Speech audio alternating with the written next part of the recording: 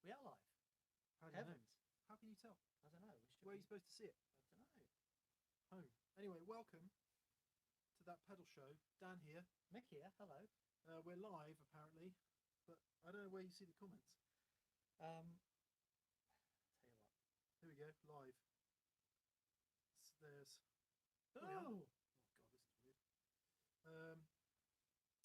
How do you see the comments then? Oh, I see. This is terrible.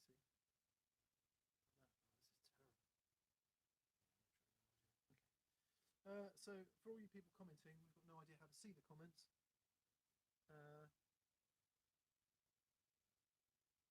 99 watching. Hello. Hello, 100th viewer. Okay. Let's just begin. Fraser, can you do me a favour? Just move that camera down a bit so that we're not like, maybe just bring it towards us a bit, can you? You can tilt it down a bit towards us. Not that undo the thing. Little this thing here.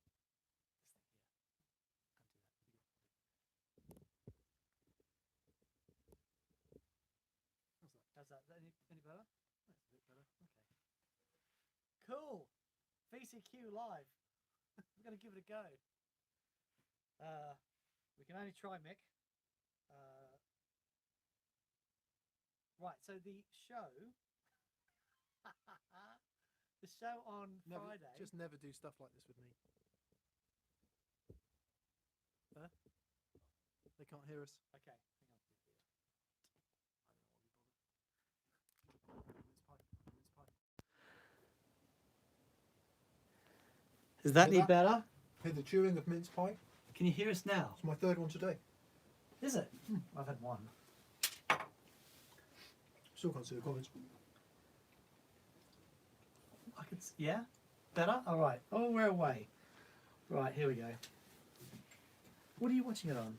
Oh, okay. I see. Can you see the comments? Yeah, I can. Here we go. Wow. Right. First comment I see is Dan's looking creepy. Mm. Nice. Right. We will get the hang of this one day. Yeah. Yeah. So the idea is that we're going to do it live because there several reasons, but I sort of missed doing the VCQ. I missed answering the general questions about the Friday show. And you've been really good and written out a bunch. That's all right. I'll deal with this. I'll deal with this. You deal with that. Okay. All right. Cool. Apologies in advance for the eating on screen. It's 5 past 5 GMT, which means it's the morning in California. It's tea time here in the UK. Right. And goodness knows what time it is in Australia. Probably in the middle of the night. Randy Wilcox says, hello, gents. Hello, Randy. Doug Floyd's there. Thomas Nissen. Brian Landreth. No editing on a live show. We'll find a way, Brian. Wow.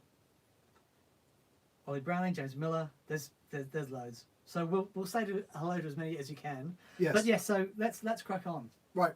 So the reason we're doing this VCQ is because on Friday, we will put this out as a podcast as well. On Friday, the show was about the Strymon Iridium, which was quite surprising for a lot of people because it's not something that Dan and I delve into very regularly. The world of digital modelling, guitar amplifiers, cabinets and microphones. And so we had tons and tons and tons of questions over the weekend, so we thought we'd answer some, and if we can work out the tech, we'll answer some live as well. So, Daniel. Michael. The main themes arising were, what did we think after hearing the audio back recorded? Everyone wants to know this, including Joel Van Kuffnet, or Kugnut, apologies if I'm presenting that wrong, Shad de Giori, Dan Fisher, Chris Turvey, Joshua O, among many, many, many, many others, wanted to know what did you think, Daniel, after hearing the audio back? I thought it was good. What was your impression compared to what you were hearing in the room? So we were hearing a huge difference in the room between the two things. Once it was recorded, what were you then hearing? I guess the tricky thing for me is,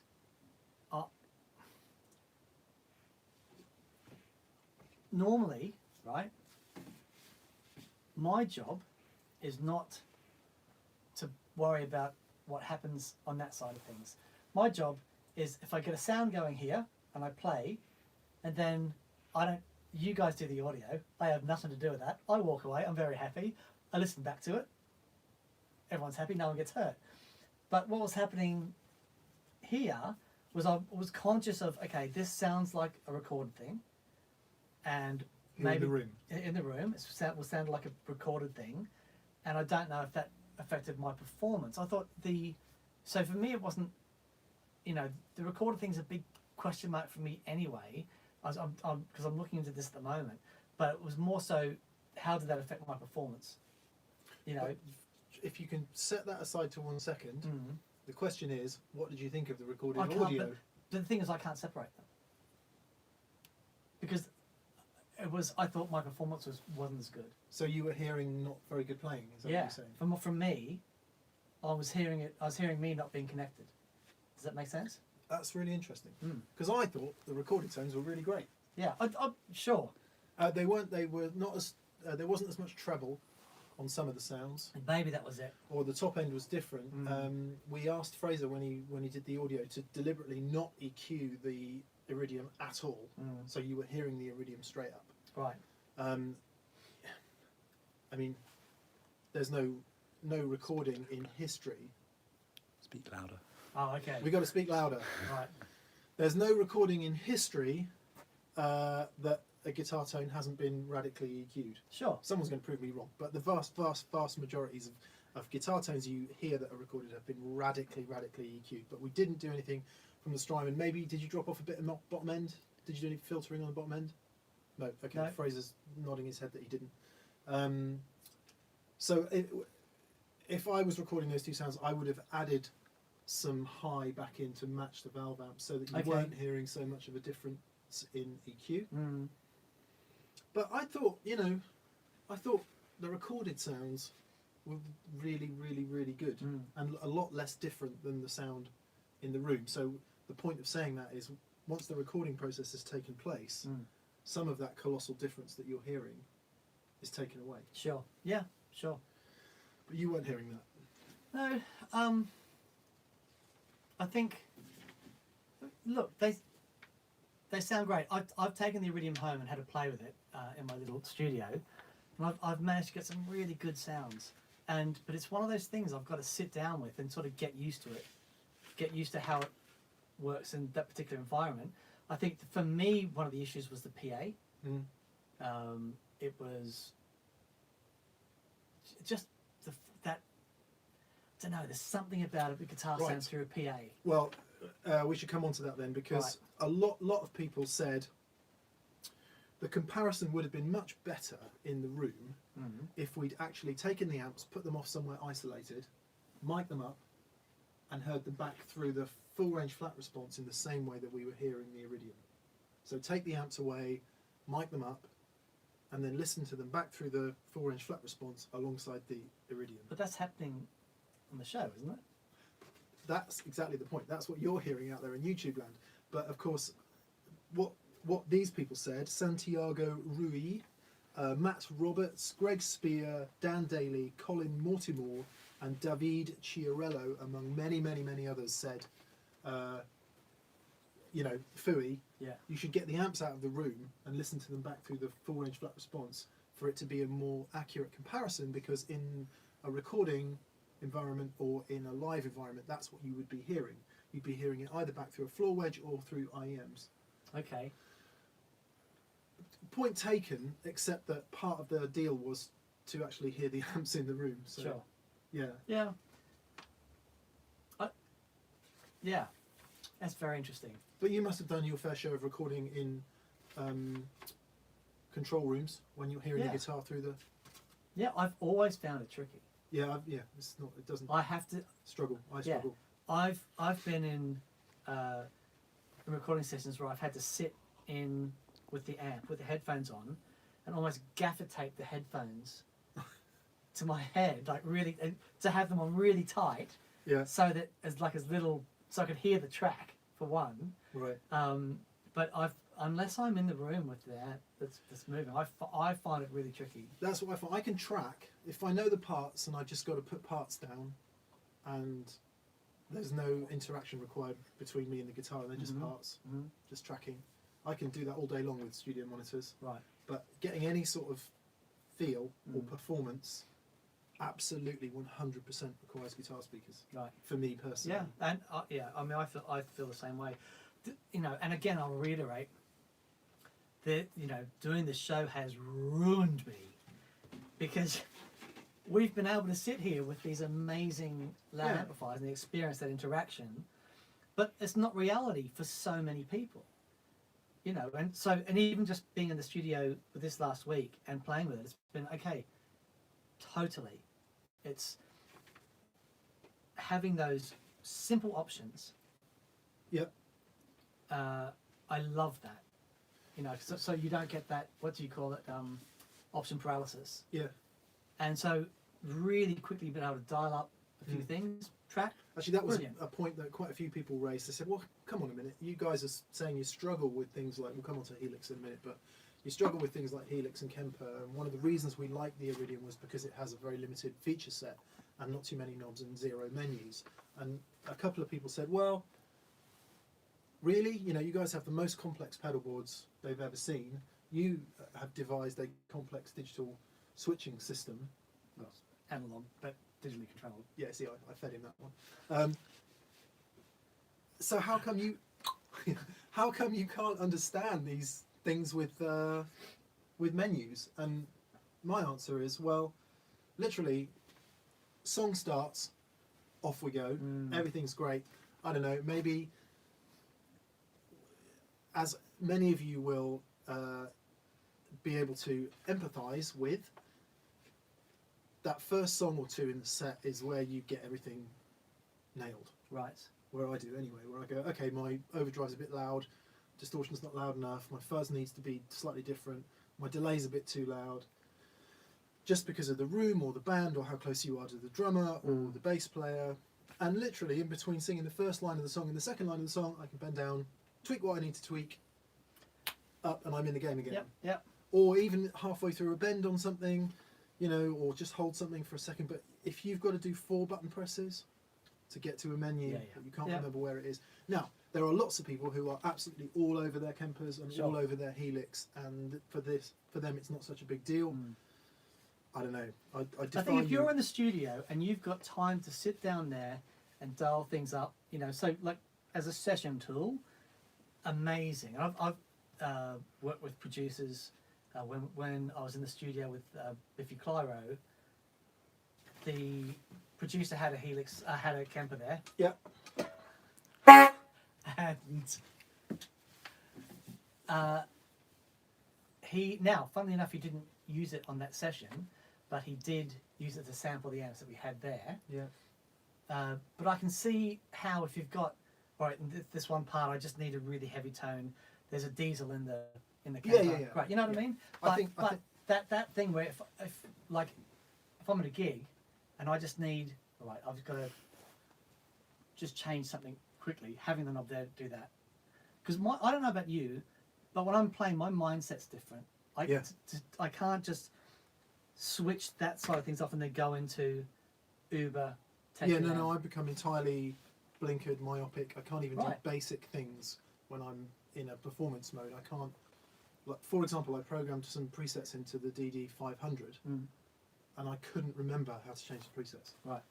My brain just could not deal with that and sing and keep the audience happy and try and play the right notes and, above all, be connected. Yeah. So forget all of that stuff. Forget everything that's happening except what you're trying to emote as a guitar player. Now, that's probably a bit heady for a lot of people, but... people are complaining that they've got the headphones on and the honk was very loud. Oh yeah, sorry about that. What I'll do next time is I'll leave it on the floor and put it on my knee to make it quieter. So apologies. This is new to us, you know. Right, so just to wrap that question up a bit, because we went off into vagaries there, as we always are likely to do. Yes, there is a palpable difference between hearing a guitar amp recorded through a microphone and a mic pre into an interface, into whatever recording system you're using, and hearing that back through full range flat response monitors or PA speaker. Yes, PA speakers aren't strictly full range flat response. We had a few of those as well, but for all intents and purposes, Pete's watching Anderson's music. He says, "Love you, love you too." love you too, Pete. Yes, there is a palpable difference, and one of the things that started to surprise me was the amount of extra hassle people were willing to add into the chain in order to get back to the thing that you've just got there. Yeah. But maybe we'll come on to that. Genuinely surprised at how many people have got to play with no volume anymore. Yeah, and that's. I read a couple of your responses to that, and it's upsetting. Is that? We've said this before. It's the death of rock and roll, Well, I don't. and it is the start of something else which might be better. No. But it is, rock and roll is gone when volume is gone, I agree. which might be a good thing. No, it's not a good thing. However, there are still people out there that can. I mean, people are still selling amps. You know, there are other options now, and it is a different requirement when you go out to play in certain venues, for sure. But there are still venues out there that you can take an amp out and turn up. You know, we played one with Joey recently. You know, they are still out there. Very good. Yeah, we're, no doubt we'll get into a bit more of that. So, John Cho and Paul Ewing, among others, John Cho, yes, and Paul Ewing, among others, said, why didn't we just turn the IRs off? Rugged Company Recording says rock is a mindset, not a dB level. Yeah, I like that. Rock and roll is dangerous, Rock and roll is a mindset, not a dB level. not a dB level. Interesting. It's like, you ever heard of silent motorcycle? Yeah. What it becomes then is a two-wheeled mode of transport. It might be fast, and it might be torquey, and it might be amazing, but if it doesn't rattle your insides when you rev it, it's not a motorcycle. I like it. Sorry. I like it. Sorry, I interrupted you there. No worries. Even though we know the electric bikes are faster, we know there's going to be electric bikes in GP racing before too much longer, and we know that the scramblers are super torquey, and I would love to have a go on one. But give me a throbbing V-twin any day of the week, Dan. Can I say one thing quickly? This is not about, you know, this stuff is great. Kemper, Helix, it's all great. We don't have a vested interest in, you know, one camp or the other. It's all great. They're all tools to do a certain job. Whatever gets you playing guitar, Yeah. whatever you connect with, and if your situation at home is that you can't make a noise, look, Wes Montgomery. The reason he didn't use a pick and had to use his thumb because he had to practice so quietly at home in the corner is that he used the side of his thumb. Developed his whole thing. Yep. No way. Yep. Yeah, that's so. You know, that's amazing. It was quite the thumb. It's quite the thumb. But if that's your situation, whatever gets you playing guitar, and if one of these things in headphones gets you playing guitar, amazing. I think we covered that pretty comprehensively in the video, didn't we? And actually, one of the things that we would both love to see is for the debate to move on. And I felt so heartened. I thought we were going to get an absolute kicking in the comments. Really? Yeah, I was really worried about putting this video out because I'm tired of trying to defend a position, because I have done that in the past. I've tried to defend this position. And I'm really bored of it. Sure. Because it's like, it doesn't matter. No. All that matters is that you play and that you're inspired. Yeah. But so what I felt great about in the comments were all really, really balanced. We didn't really get a kicking, and no one was giving anyone else a kicking. It was all, you know, it reflects the open nature of the TPS audience, I would say. Nice. Go on. Sorry. Buck and Evans. There's Chris on. Chris is on. It's just If you I'm hold just it, here. I think it stops. I'm just here to see how Dan's beard is coming along. It's okay. Slowly. I'm Yeah. surprised how long this has taken. Well, to get. Yeah, you've got more than me in the time it's taken me to grow my moustache. Okay, almost. fair enough. But I've been sitting at home at night going, trying to push the beard out. So back to John Cho and Paul Ewing and various others. Why didn't we just turn the IRs off and play through a little power amp into a proper guitar cabinet if we've got a problem with full range flat response? Why not use Iridium into something like, I don't know, Seymour Duncan Power Stage or an EXH Magnum 44 or whatever power amp you want to talk about, and put that into a guitar cabinet? Why didn't we just do that? Mm-hmm. Why didn't we do that? Why? That was my response. I think what I'm getting from that question is, I want to get rid of my... Yeah, because then you'd still need an amp and a cab. Yeah. So at that point, just take An amp. an amp. They're amazing things. They all Yeah. come in bundles. That's like that to me. That's like a Three solution, amps, power amps, the whole lot. a solution without a problem, maybe. Problem, yeah. I mean, it's certainly interesting. It would be interesting to know what it sounded like, but you know, Strymon have put all that care and effort into making amp modelling and cabinet modelling. So, yeah, Sure. maybe someone will do that online at some point. EQ. Let's get back to EQ just for a second. Adrian James, hello Adrian, and Jeff Romek and 7#9 Alt. We like you. All commented on the EQ, saying things variously, such as the mid-range was very different, the top end was different, and maybe that was a direct result of mic placement on the amps. Like even if you just move, if you've ever watched our video on miking guitar amplifiers, you'll know that just moving that microphone by 1 centimeter can make a colossal difference to the EQ response of that speaker. Yes, Sure.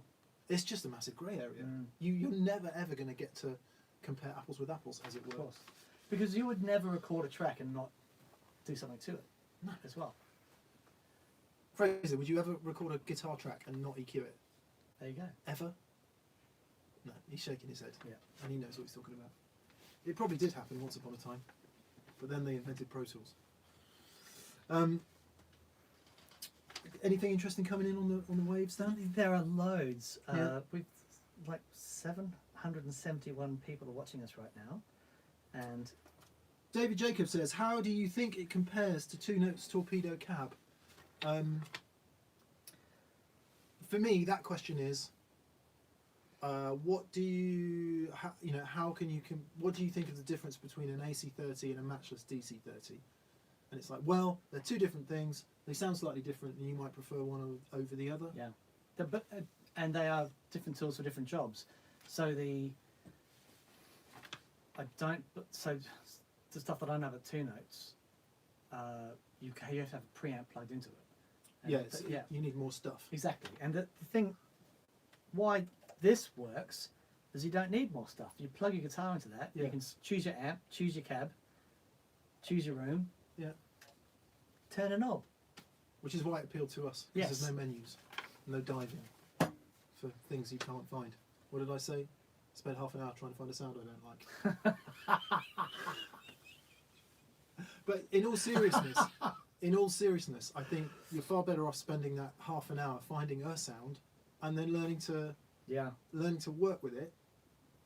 And I think that maybe that's it. That's the way you and I have come up, is having no options.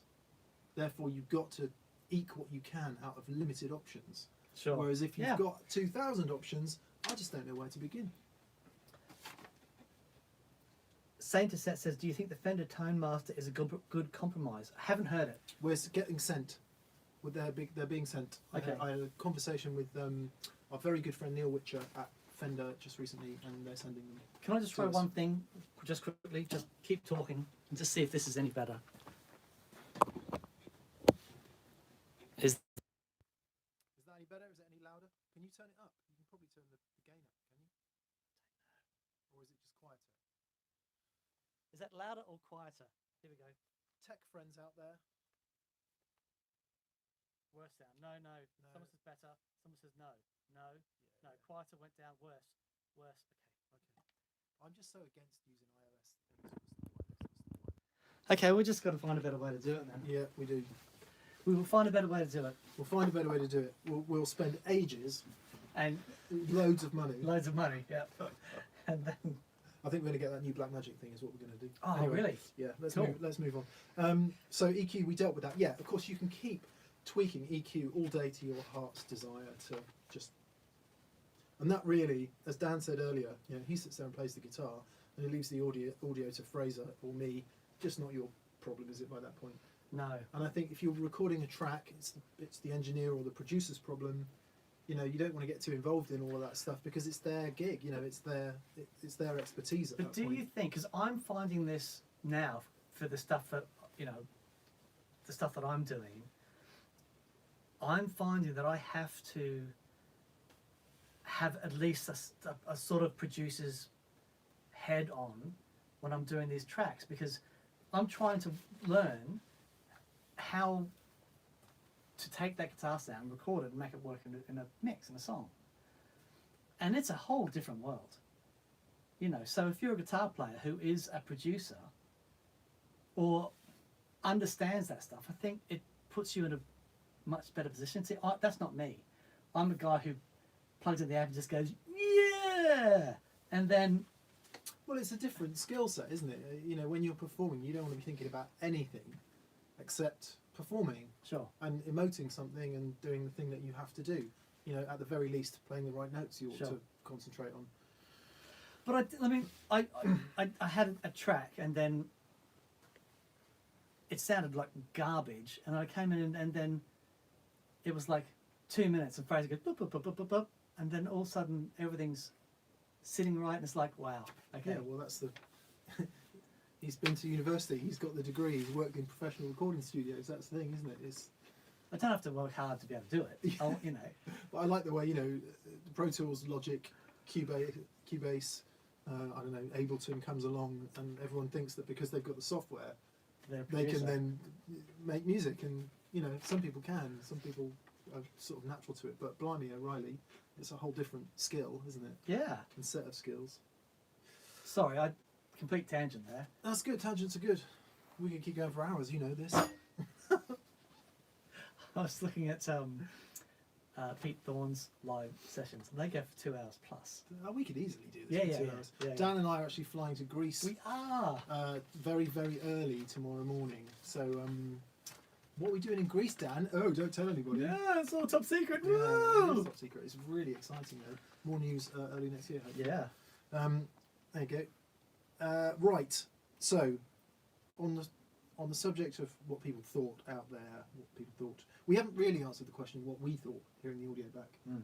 You said you can't hear it because all you can hear is you playing. Yeah.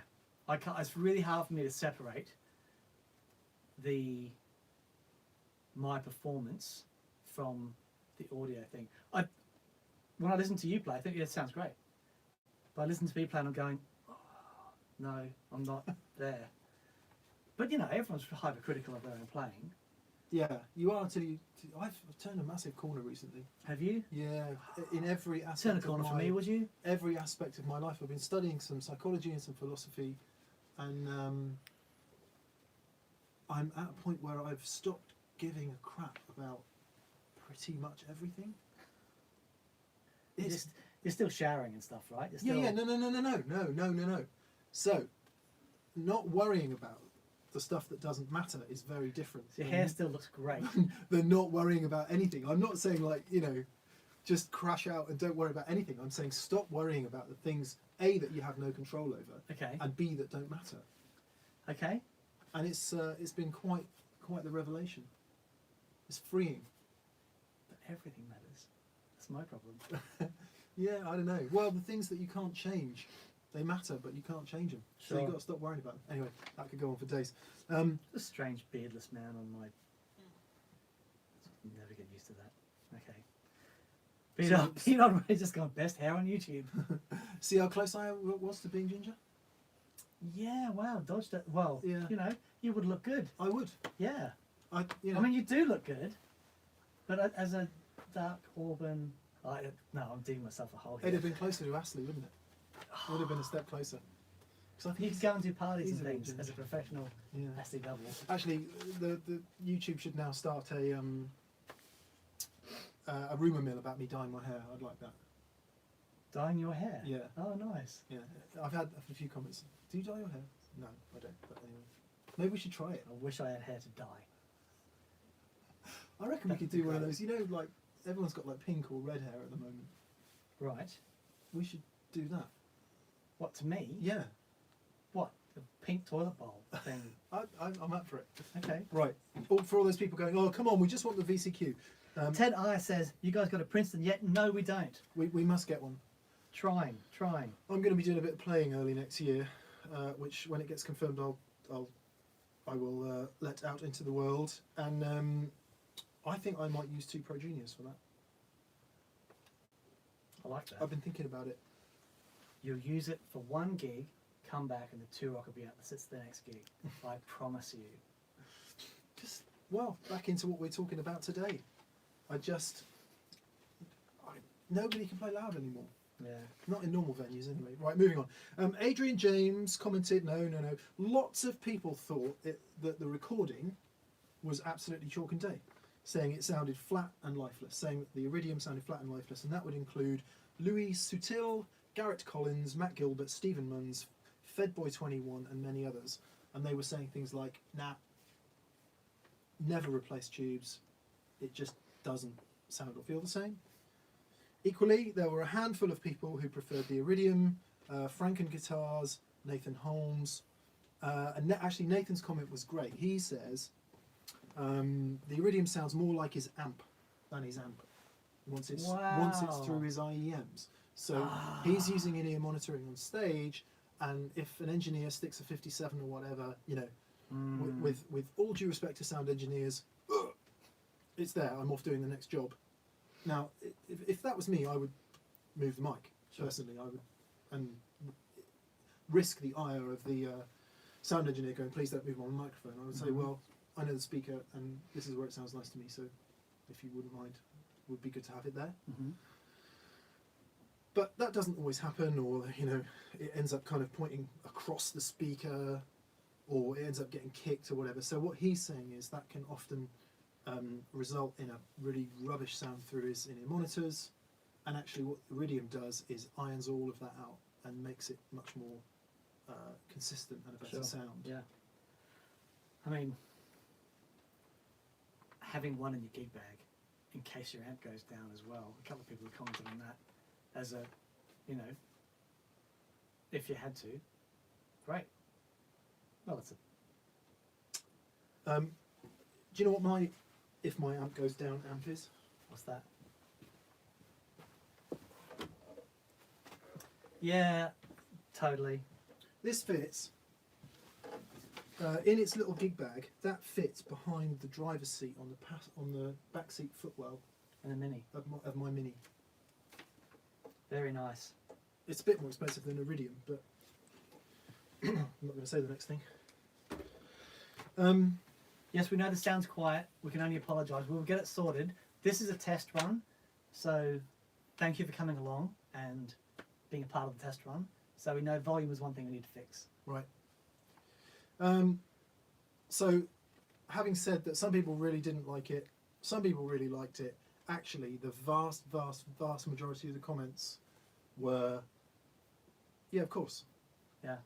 It's, of course, it's not going to replace your tube amp. Yep. But you know what? Given the price, given the practicality, given the use in modern environments, it's kind of a no-brainer. Yeah. And why not just use it alongside or instead of, or whatever works? And I felt very heartened by that. Yeah. That we didn't end up with this didactic, you know, Absolutely. leave and remain. Yep. The powers that be push everyone apart in the interests of control, divide and rule. If you're playing in a pit or something and there's no amp to be seen, and the only sound that you've got is in your in-ears, then it makes perfect sense. You know, the situation like that. I couldn't do a gig like that. I would, pit players are amazing and skilled, and they have a massive. They can sight read. All that stuff. that isn't me. You know, I would love to explore in-ear monitors. Yeah. Because the times that I have used it, I've struggled. It's just so great for singing, though. It is great for I'd singing. use in-ears every day of the week if it was singing, if that was the main thing. Sure. But like you say, for guitars, it's hard, isn't it? It's Yeah. hard to interact. But people do it. People do it all over the world. All the big concert stages are IEMs. There's a new gaming vest. Yeah. has got all these pressure things on, so that and this big bass thing that sits in the middle of your chest, so that when there's an explosion, you feel it. Paddy used to use one. Right, I'm sure we can get that plugged into something. So we go, like, we recorded with the Hiwatt last week, and it was so powerful. It's not even that to me. It's the feedback loop of. Of course, yeah. You hit the guitar, that little electrical impulse goes down the cable into the amp, gets amplified, all in an analog world, comes out through the speakers, and starts. You become a giant feedback loop, and sometimes literally so, because the guitar has harmonic resonance with what's happening, and that I don't want to say is better or worse in the valve amp world, but it is different than doing it through full range flat response.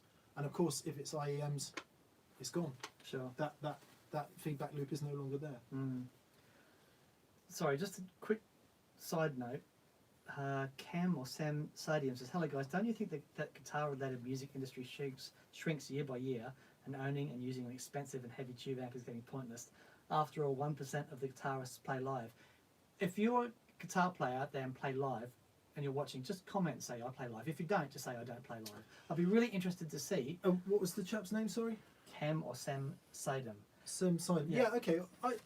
There were a few comments like this that came in over the weekend, and yes, if it's not relevant to you, I think that's an absolutely sensible point of view. Yeah, we're getting loads of people coming to play live. And for sure, the consumer market for guitar is very different than the professional touring market for the guitar, just as nobody goes out and buys a Formula One car to drive down the shops, nobody buys a tricked out, or very, very few people buy a tricked out Ferrari to use as their daily commute. So of course we've got horses for courses here.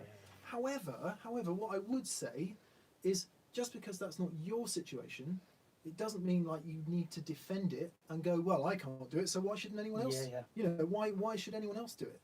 So, but I agree with you that the consumer end of the guitar market is changing greatly. Have a thought for the consumer guitar market in the 1960s, when you could buy one type of Fender Strat in the early 60s. It was £247, $247.50, I think it was, which was kind of like half a year's money for most people. It was an insane amount of money, and there was literally no choice of gear. So we have gone into this crazy bubble of oversupply of music electronic equipment, and we all sit there staring at our screens every night with option paralysis of what should I buy. And I think it's great for the gear companies because they're selling loads of stuff, but it's really rubbish for music because everyone's so het up on what they should buy. And there is a final comment at the end that I'm going to read now and at the end, which says, Dan, perhaps Panic KG should have the last word when we get there. The majority of us will sound better if we practice, but instead we watch gear reviews. And I think that's a very, very solid piece of advice. We'll come back to it. Jose Benito Martinez Jr., who's been asking this question over and over, says, good morning guys from Hollywood, California. Are you fine chaps coming to NAMM 2020? No. No, we're not going to be there this year. Maybe Summer NAMM in Nashville? Maybe, but we're not going to be in Anaheim this year. Yeah, we went last year. It was great. We did Instagram stuff. It just cost us a crazy amount of money that we would rather push towards doing stuff. Jamie Hill, I read your comment. Sorry. What? Sorry. Please, no, you. Sorry to interrupt. Okay. Someone's been. Okay, you read his comment. Was it appropriate to air the comment? It was. That was his comment. I keep trying to catch Dan looking down so he can read my comment. Oh, I see. Yeah, it costs us such a lot of money to go to NAMM, where really all we're doing is doing PR for brands that. I'm just going to stop that, but yeah, it's great fun, but it just costs an obscene amount of money, which we would rather spend on cameras, production, and all the stuff we do here. Yeah, because that's fun. Yeah, and it's ultimately more use to people. Sure. Many of our brilliant YouTube friends will be going to NAMM and making all the same videos that we would have made. There you go. We'd rather do something unique, if that's okay. And not go. Yeah.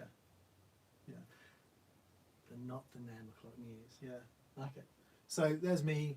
It's actually Dan's son's birthday on the Friday of NAMM, so he wants to be around for his son's birthday. It is my son's birthday. I'll probably be on a plane going, oh, go on, I'll go on. I'll go after all then. If we have a good Christmas, if you buy loads of t-shirts. Okay. Hi, So John. so yes, sorry. All of those people that had very measured responses and said, yeah, of course, God, we should be past all of this, included Nathan Holmes, Darren C., Andrew Whitfield, Andrew Hodson, and many, many, many others. It's a convenience no-brainer. Sure. Like I said, whatever works. Whatever gets you playing guitar. If you don't play guitar live, great. If you're playing guitar at all, awesome.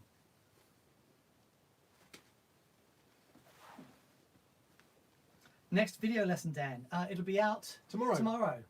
Yay! And I actually show some chords in this one. It's really interesting. Is it? Yeah, it really is interesting. It's the basis of all chord theory. There you go. Ugh. Yeah. You just have to concentrate. I managed to about 6 minutes. He did it in chunks. 3 chunks of 6 minutes. Okay, AIS, or it might be IS, or it might be OWS. Howdy, Mick. Do you mind explaining the lack of dynamic comment at about 44 minutes and 45 seconds? What does dynamics exactly mean to you? People use it differently in the guitar and world. Okay, to me, dynamic means the difference between loud and quiet, which is an absolute. So the quietest you can be audibly and the loudest you can be audibly. And then a kind of curve that is on the transition of those things. So a very, very high headroom solid state amp, for example, will just smack you in the face. That is a loud, hard dynamic that you might call a transient. For me, dynamics is where you add a bit of sponge into it and you've got that great big range of loud and quiet, but it probably tails off a bit towards the loud in a way that sort of feels musical and, I don't know, under the fingers kind of deal. In reference to the Iridium, what was happening was when we had that glorious fuzz tone going earlier on in the show and we had some other pedals hitting it, with something like My 2 Rock, for example, or Dan's Matchless, or Hot Rod Deluxe for that matter. Hot Rod Deluxe is a great example, in fact, on the Clean channel. If you hit it with an overdrive pedal, whatever overdrive pedal you want to talk about, not like a really super high gain thing, actually, but even with a fuzz, what you'll find is there is a huge range of volume and texture and overdrive thickness available simply off how you hit the guitar.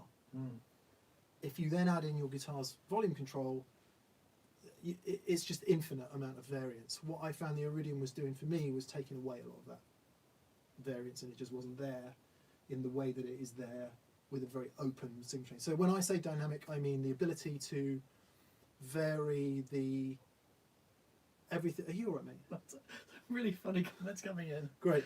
Okay, I'll stop answering that. No. That's what dynamic means to me. Come on, read some out there. So PJ Ad Jr. says, happy are the cheesemakers. Is that Is a it Python quote? Python quote. Someone's gone, and the chalk scribblers. Is that like, Oh, is that's that great. right for Brian? Yeah. Cheesemakers. Oh, very good. Oh, you guys are great. Wow. Ah, wow. Okay, yeah. Sorry. It's all There's right. some really funny comments coming in. We need to work out how to do this. Sure. The thing is, there are hundreds and hundreds and hundreds of comments coming in, but there's no way to do them all. But there will be a better way to do it. Those tashes are serious. When I finally hit puberty, I'll do the same. Nice, Richie Adams. By the way, it's for charity, just to take the heat out of your jibe there. It's for charity. We've raised nearly £1,500 for Movember, which is a charity that deals with prostate cancer, testicular cancer, and mental health issues in men. It's really important. It's a global movement, and it's something that's very close to my heart. So that's what the tash is for. Movember.com, Mick Taylor, if you want to give us some money. Thank you. Okay, cool. Thank you, TJ and JM Brooks. That's very kind. Serial commenter, and we love you for it. Thank you very much. Put it on, right? It's all on the fingers. Playing a high headroom amp is not easy. It'll bite your head off if you don't know how to play it. Yes, Pete. It is a whole. You got to. If Oh, you've got a God. high headroom amp, it's you got to play the amp. We didn't even get into that, did we? No. We didn't even get into that. No. Didn't even get into that. You have to play the amp. Phil X said. Phil didn't he, X? in your Oh, in your vlog. He said you got to play the amp in Yeah. the same way that you play the guitar. Yeah. Yeah. Right. Dark Horse 03 says, I compare playing digital amps modelers to being a passenger in a race car going around a track. Mhm. It's the same car and the same track, but it's just not the same experience as if you were behind the wheel. I love valve amps, but I love the practicality and reliability of digital. Perhaps we just accept that there are different things in their own right and stop waiting for the impossible scenario where they will sound and feel the same. Yeah. Yeah, I mean, that sums up what we were Okay. saying earlier about sort of measured. I don't know, I think when quantum computing comes along, that could be a step change. Yeah. Because the problem at the moment is the processing power just isn't there, is it, to deal with the high end and make the harmonics happen. There's a lot Tricky. of compromise required to digitise that signal, as I Mhm. understand it. So maybe when the processing, because if you compare your Shark processor now with whatever was available 20 years ago, Yeah. Shark processor looks like greased lightning, doesn't it? Well, I But had a really. in 10 years' time, that Shark processor is going to look like some antiquated bit of rubbish, isn't Yeah. it? Very interesting. talk Unlike with my Tom. Two Rock, which will still be awesome in 20 years' I, time. the thing for me, that's like exactly that.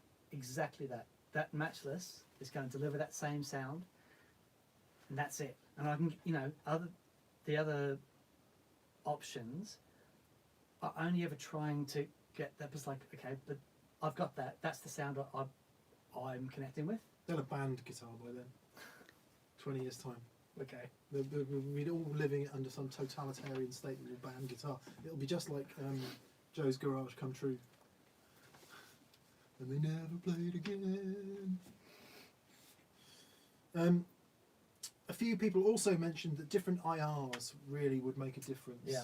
So, But those IRs are supposed to be amazing, aren't they? yeah, I mean, we said this in the video, but what happens when anything's got an IR in it? The first response is, "Oh man, those IRs are rubbish. What you need is this IR." It's like, good if you found something that you like and you use, but I don't know.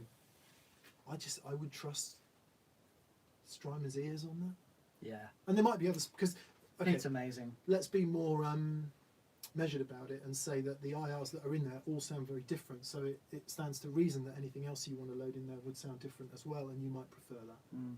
So some experimentation with that is worth it if whatever's in there doesn't make you happy. Mm. So Wow. I'm not used to mean comments. someone said something mean. Yeah. Go on, give us a show. Direct Assault says, you guys visited Rift City, then they closed down. Coincidence? God, I hope not. Much love to Joe and the guys at Rift City. Yeah. They decided to call it a day. It's a very tough trading environment, lots of competition, price war and all that. Margins are Tricky. tough. So yeah, our hearts go out to you guys for giving it a go, and we hope that whatever you're doing now is filling you up and putting some food on the table. Yeah. Okay. Robin said I wanted to say Pro Junior instead of Princeton. I really want a Princeton. Yeah, I'd I definitely think go to they would be Princeton. great together actually. Yeah, And there's great variants in Princeton's too. sure. They did one with a 12-inch speaker, which I thought sounded blooming brilliant. Mm. It was a special edition, had a 12-inch something or other in it. Bruno Chateau Vieira says, Dan, did you know that turning the bass and treble knobs on Fender Blackface amps make the tone stack flat, huge reduction in gain, but is very useful with gain pedals to tame the mid-scoop? Well, yes, because the way that works is that you are filtering those frequencies, you're limiting those frequencies before they get to the, before the gain is added.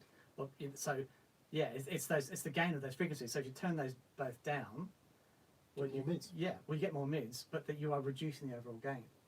Yeah, they're like, as I understand it, on an amp like that, it's basically like a tap, isn't it? Yeah. So you've got your flow of water being your signal, and your bass and treble controller basically, if they're full open, it can all flow. Sure. And if you regulate it. It's like the tone stack bypass on your 2 Well, I've actually started using that. Have I you? now just use it with the tone, everything bypassed, because I Nice. just think for me that amp just sounds better when it's just open. Yeah, and that's the same thing with the AC30s with that really simple Yeah. passive tone control. No tone stack, straight through. Matt Schofield uses it the complete opposite way. He uses all the lowest gain options, but Wow. cranks the master. Okay. Yeah, yeah. Interesting. I don't think we really need to discuss who sounds better, but that's the way he uses it. Okay, back to the Iridium and your questions. Subject of an effects loop came up. So Jack Minia or Minia, I apologise if I'm not pronouncing that right. Jack is worried that he can't use the 4-cable method anymore. And Hall of Cannons, that sounds like a great place, also wishes it had a loop. Quite a lot of people said this. Right, Dan, were this just a preamp, it wouldn't need a loop because you would put your time-based effects Directly after it, and then that would hit whatever power amp. Mm-hmm. But because it's a preamp and a power amp and a speaker, The sound of a preamp, power amp, and speaker. what they're saying is it would be great if you could patch your time-based effects in between the preamp and the power amp. Sure. I actually think running a delay or a reverb after this Mm-hmm. is a great result. Yep, It's basically absolutely. that would be more akin to what would happen in a studio, Yep. where you had post effects, within the recording system. Mm-hmm. So in that sense, I'm not sure it really needs a loop. You just put it afterwards. Yeah, Run you're your fine. drives in the front. As long as they have enough, if you've got delays that have enough headroom to deal Yes. with all that extra stuff. So, for example, if you've got a grungy analog delay, plugging it in the front, that's a sound. But putting it after this won't work. Yeah, You're going because to it's reduce a gonna lot of the overload it. fidelity. You need the headroom to be able to deal with all the frequencies that come Yeah. out of this thing. So something like a modern digital delay, Yeah, like a perfect. timeline or something Perfect. like that. Or even Yeah. a DD8 or whatever they got Yeah. now. Perfect. So your 4-cable method would still, in a sense, be in effect because you stick your overdrives into the front of it and you run your time-based after. That's more or less exactly what you're doing with your 4-cable method currently, more or less. Mhm. Ted IS says, have you guys managed to get Rabia on the show again yet? We've been talking to him about it for the last 2 years. We just need to Desperate work to it get out. him on. Rabia actually commented, Oh, and I was really surprised by this because Rabia is really well known for making awesome use of digital amp sims and IRs and everything. He says, my theory is the ones who are anti-valve amp, people who are anti-valve amp clearly haven't spent enough time in a room with one turned up, because when you do that, it's the end of the argument. And I was right. We have to do this. We do a show and we get a room. Amu.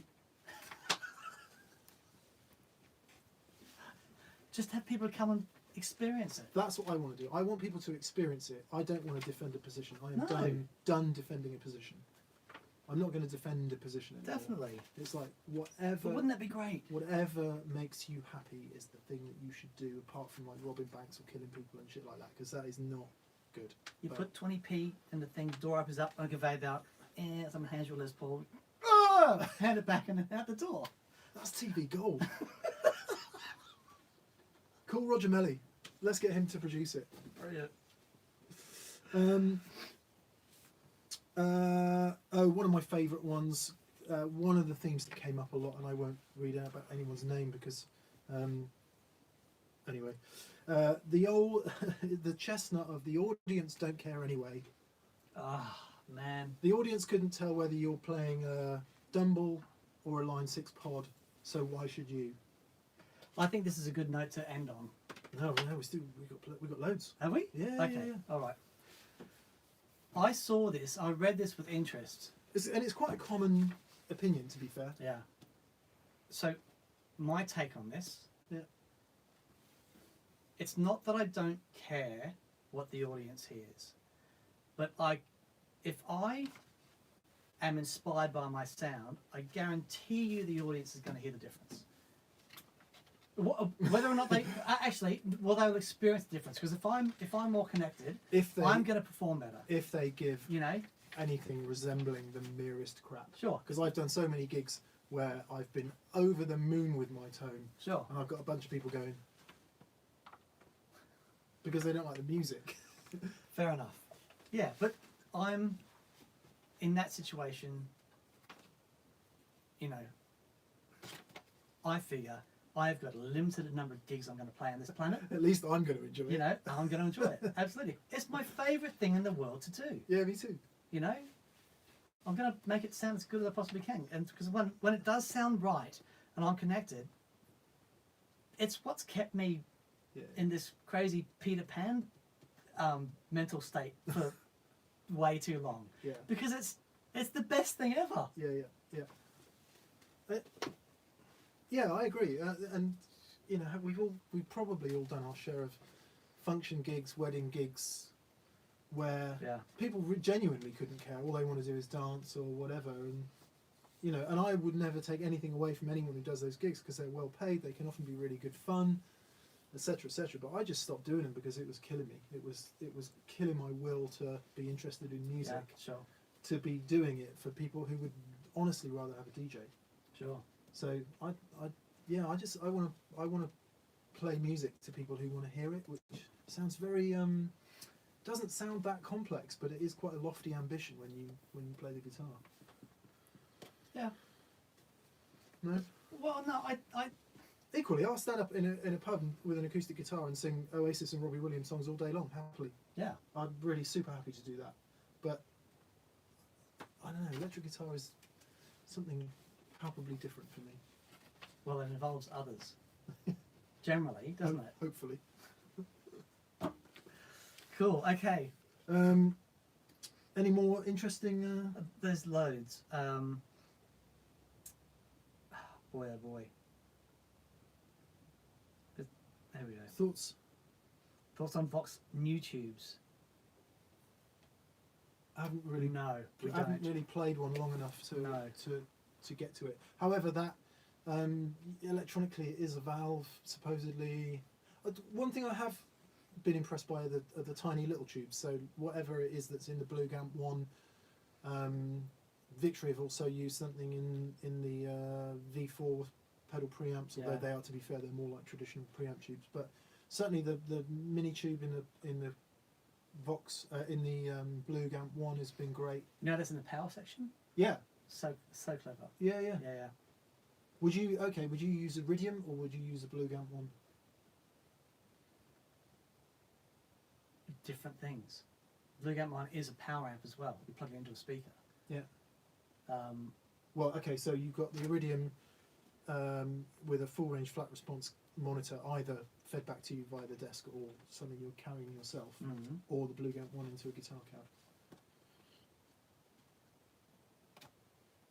I don't know. I probably the Blue. Yeah. Because the Iridium for me, like at home in the studio, headphones, awesome. The live application for me with this, because I don't have to use in-ears. Yeah. You know what I mean? If I had to use in-ears, probably that. Yeah. But if I'm actually allowed to have sound on stage, and amplify, and had great sounds from the Blue Gamp. Yeah. Okay. One of the biggest themes. Thank you, Jack. Jack Duxbury. Hey, Jack, Sending how are some you? digital love. Thanks for your perpetual awesomeness. You beautiful man. Jack Duxbury is a wonderful musician who has played with James Bay. I think is currently playing with James Arthur. He's just we love you, Jack. Thank you for commenting. So one of the biggest themes that came out in the comments was, who on earth would buy this over an HX Stomp? Ryan Thomas, Guitar Moog, and many others said that. So HX Stomp from line 6, Helix HX Stomp, is a bit more money than this. Mm-hmm. Not much, I don't think. More money. Maybe it's like 500 or 600 rather than 400. Okay. So it's a little bit more, but it has infinitely more stuff in it. So Yeah. not only does it have loads and loads and loads more amp models and stuff like that, it's also got loads of effects in it as well. It does. So why on earth would you buy this with such a limited feature set over that with such an extensive feature set? And I think our response to that, Well, Direct Assault has responded. He said, I bought the Iridium over the HX Stomp. Why? Ease of use, plug and play, and I already have effects. there you go. Boom. Direct Assault, you've answered the question for us. Thank you very much. Yeah, if you've already got a bunch of pedals that you like and you don't want to model them and you don't want menus and you just want something simple, Yeah, I genuinely only want one decent amp model. sure. Absolutely. Again, because of that option paralysis thing. But so I think, yes, Direct Assault, you answered the question perfectly. And that's really interesting. I've gone back. I'm playing Red now 95% of the time.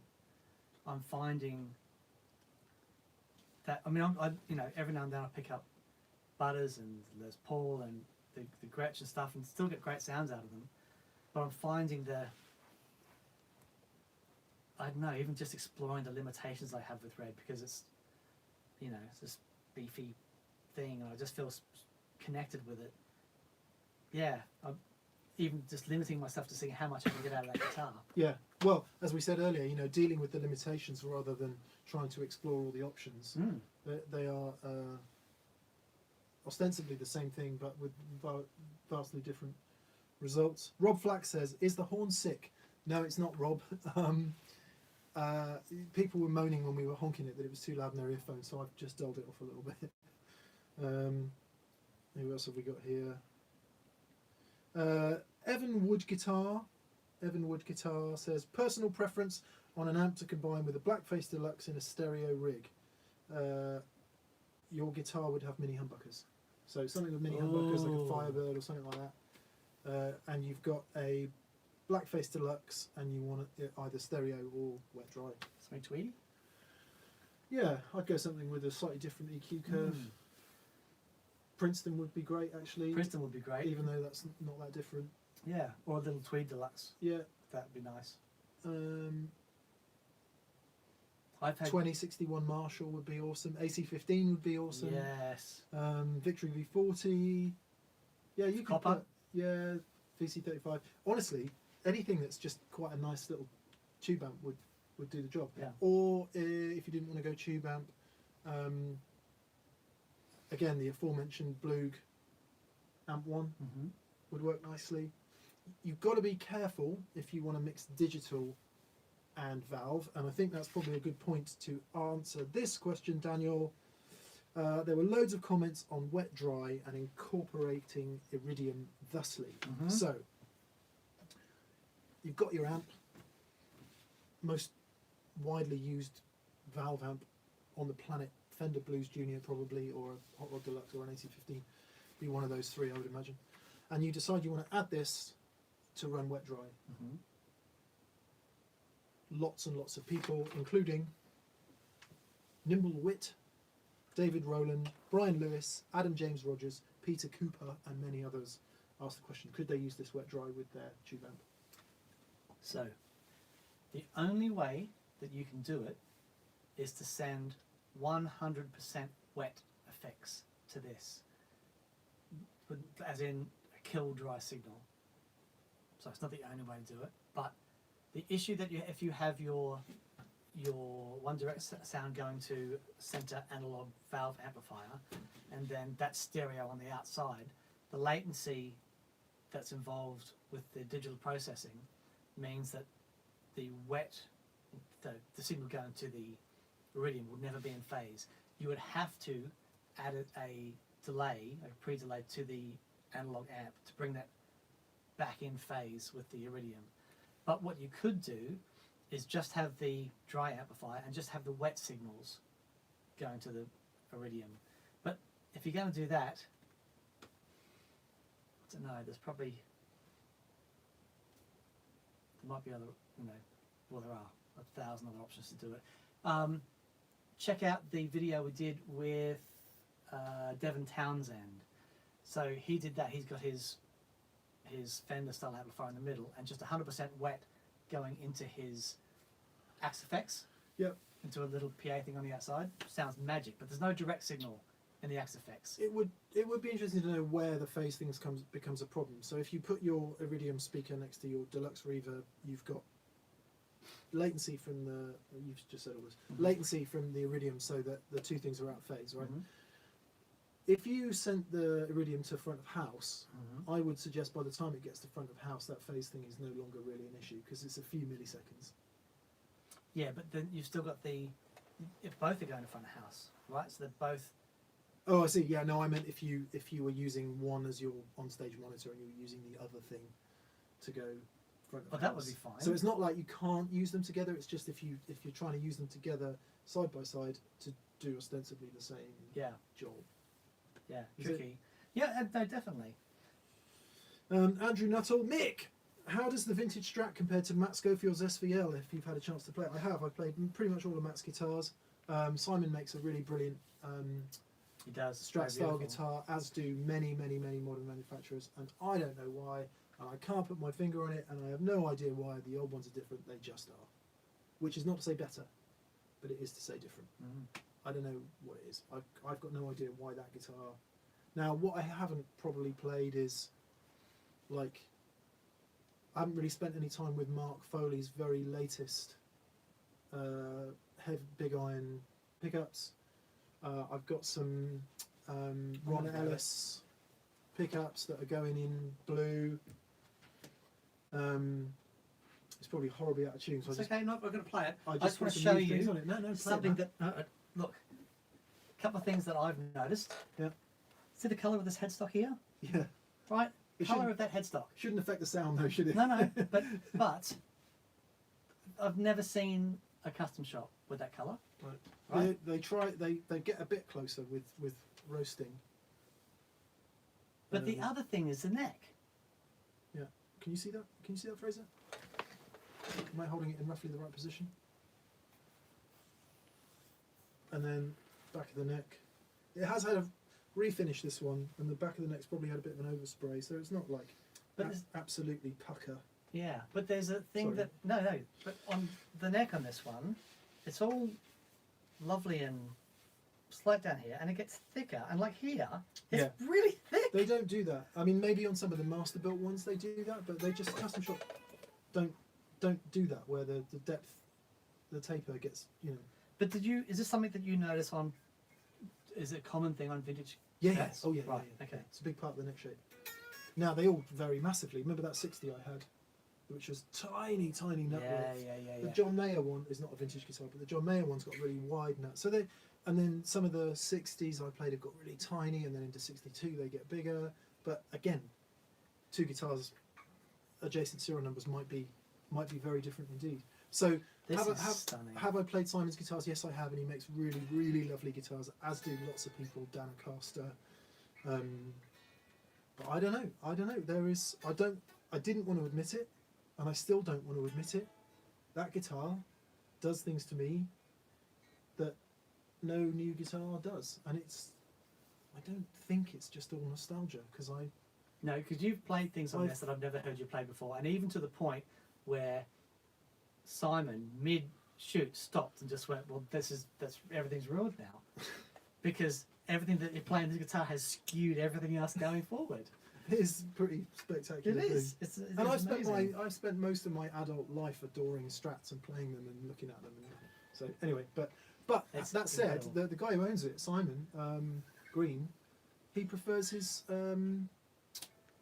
what are the guitars that Lethierry plays? Oh Grosh. gosh. You know, Simon prefers his Groshes, so it really is a horses for courses thing, and that's what makes it all great.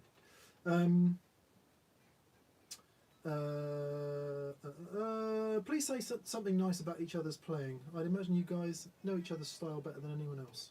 No one has inspired me to play guitar more than Nick. Mate, that is ridiculously kind of you to say, and I don't believe you. No, I'll But- tell you what. No, here's a story. I am probably playing now, I think, probably better than I've ever played in my life, and it's solely down to being with you on the show every week, Well, kicking my butt.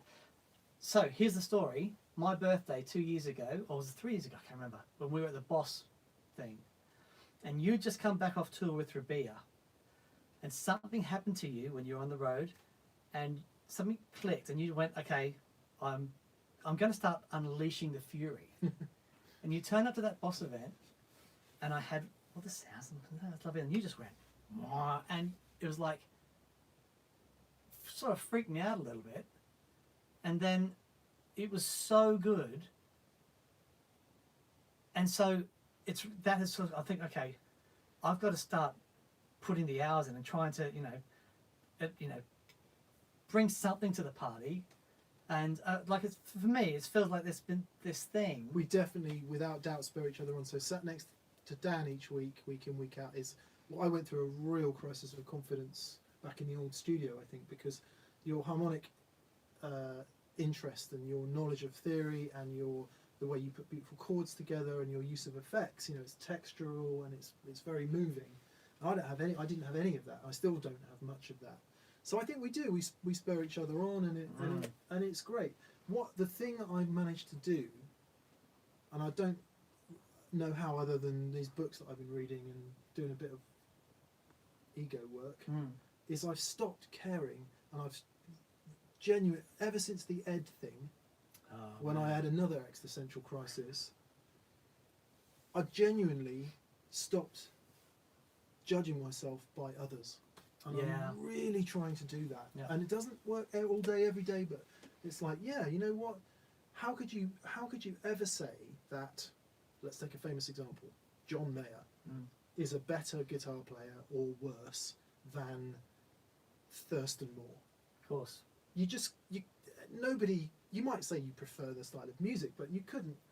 It's just the reason they're both awesome is because they do what they do and nothing else. Yeah. And I think that what this show has helped me to do is understand that, because trying to out theory you or out harmonize you or out affect you is literally never going to happen. So I've got to play my best game and stop and take it away from being oh God, I just don't feel so good next to Dan every week. It's like, no, I'll just do this, you do that, and if we mean it, I think then it works.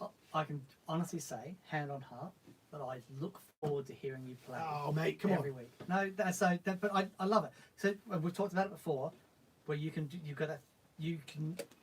play a note, and it's magic. And if you can get to a point where you can say that much with just a note or that thing, it's like, I'd love to be able to do that. I don't. Bit of harmony, some chords and stuff, great. But then you play and I go, I just want to be able to do one note thing. It was actually seeing Doyle Bramall really did that for me. I'm a massive Doyle Bramall fan, and I've been lucky enough to meet him and interview him and all the rest of it. And just, I know a lot of people who listen to Doyle and go, just don't get it. Right. Just don't get it. It's just pentatonic conkers. BB, Albert and Freddie have already played all of this. We don't need it anymore. But just the way he puts it across, it just makes me happy. Very good. So anyway, thank you for your kind words. And Daniel. Thank you for asking that question as well. Yeah. Right. You guys are great. Just want to say that we really appreciate all of you and that come along to watch our show every week. Genuinely grateful for all of you. Thank you very much. Strymon Deco, Ben Skirb says, look, Strymon Deco tape flange versus electric mistress. There's a very interesting show coming on Friday about flanging, which you'll see, where we unveil the new Thorpe camouflage properly. And, well, keep your eyes on Friday and then Tuesday, because it's going to be an interesting couple of weeks. It is. But yeah, loads of people mention the Deco. The Deco's really amazing. Great, because that simulates tape flange. It's really good. Let's get the Deco out again, because a few people keep asking about it. Well, we don't have one. I thought we did. No, we don't have one. No, we'll have to get one. Raymond Rivera says, Mick Taylor, you and Dan both inspire me to play. I love to listen to you both play. Thank you for that and the episodes. You educate me and I love it more and more. This is still my favourite vlog. Thank you, Ramon. We really appreciate that, and it's kind of you to say. Westside MI, so this is probably Paul at Westside on Denmark Street. You guys need to hug it out now. If that's you, Paul, check out Paul Waller on Instagram. He is a wonderful, wonderful, wonderful guitar player, and he manages the Westside MI store on Denmark Street in London. Oh, blimey, we could just keep on going forever, couldn't we? Somebody asking here... Oh, Bev. Hi, Bev. Bev Davis, BV Ninja says, how does the vintage Strat compare to that guitar at ATB of Cheltenham? They're actually very similar. Really? Yeah, because some of them I played some in vintage and rare in Bath. One of which was really aggressive, probably the most aggressive one I've ever heard. Did you film that one, right? Yeah. And you're playing through the Swart amp. Yeah. Amazing sound. And then I played others that are really kind of softer, strattier, and scoopier. And that one, and the 63, I think it was it, or 62, at ATB are more similar. Right. Yep, seems to suit me. Can I get a Pentatonic Conkers t-shirt from the TPS store, says John Fruin. I think that would work. And we're going to get Tube Amp Weirdo. Tube Amp Weirdo! Valve Amp Weirdo, yes, nice. nice. Wasn't it? Yeah, there's just so many coming in. Guys, thank you so much for all of these. Actually, this is nice. Christopher Clement, greetings from California. Hello, Christopher in California. Hope it's sunny there. It never rains in California. Girls. You two are doing the good works. Even though I'm fully implanted in the Helix world, your insights have helped me get better tones. Awesome. Awesome. That makes me feel good. Perfect. Because that's the way it should be. Yeah. And yeah. Cool. Right. Christmas store deadlines. Ted. Yes. If you want to buy something from that pedal show store, I would do it pretty soon because our standard shipping to the USA, for example, is usually 4 to 5 days. But sometimes things can get held up in customs. So they can take a week or 3 to clear customs. Get in there now, people. Catherine will publish dates about when our actual last shipping dates are, but I think doing it sooner rather than later, not least because we're going to run out of a load of stuff, probably. Right. What do you think, Dan? Have we said all we need to say about Iridium? Yeah, it's been real. Good. It's been real. So we'll sort the audio out, we'll make it louder, and we'll do. I like this. I like the live thing. Yeah, me too. We can work out how to administer this a bit better. Yeah.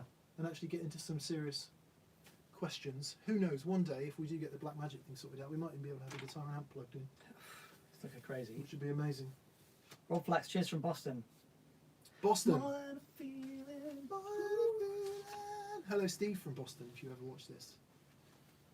Yeah. And to all the good people of Boston, Massachusetts, right? John Cooper says, enjoy Greece. We shall. We shall. Yes. Let's Thank go you to very Greece, much. Daniel. I would like a glass of red wine and something meaty to eat. Magic. Right. Finally, then, Panic Let's go. KJ has the last word, Okay. which we did do earlier, but I'm going to do it again because I think there is great wisdom. The majority of us would sound much better if we practice, but instead, we watch gear reviews. Or you can watch my YouTube video on Tuesday about practice. Get in! Get in! Cheers, guys. Thanks so much for watching. Massive thank you to our patrons on Patreon. Thank you. Also, if you feel so inclined, visit thatpedalshowstore.com. We have these new stealth. There is going to be a stealth D&M drive coming soon. In fact, yes. yeah, there's interesting pedal news coming over the next few weeks. So keep your eyes peeled on that. Yep. And yeah, there's lots of stuff coming. Yep. Perfect. Thanks to our preferred retailers, and also subscribe if you haven't subscribed. Have a great day. Have a great week. We'll see you soon. Bye. Bye.